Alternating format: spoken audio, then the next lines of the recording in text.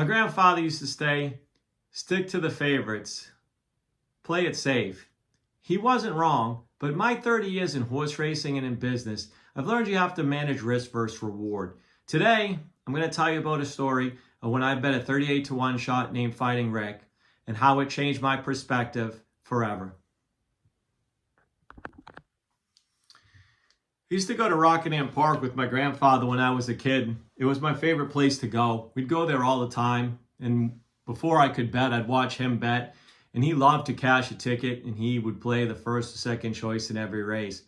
Well, I couldn't wait till I was old enough to get an opportunity to bet the races myself, and it finally happened, and when I got the opportunities, I was super excited, and at first, I kind of followed what he did.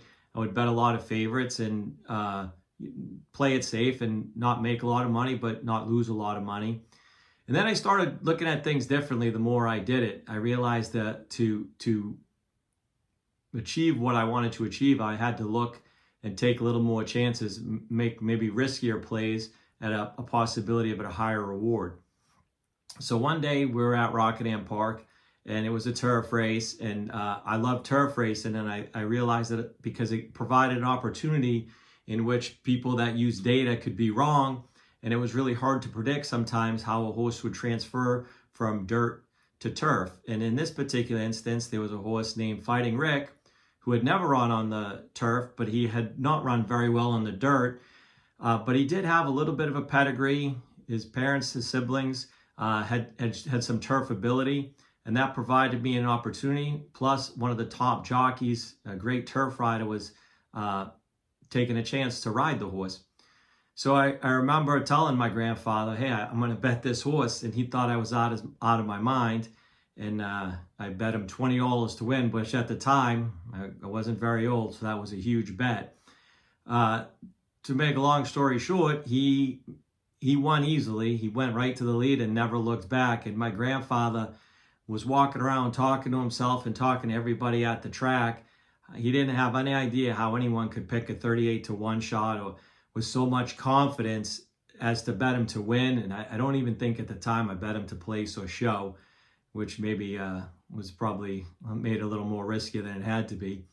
But I learned a valuable lesson that day, in that in order to succeed, sometimes you have to look for opportunities and things that other people don't see. And if other people see it, you probably miss the opportunity. You're probably wondering why I'm telling you all this. Well, I learned a lot that day at the track.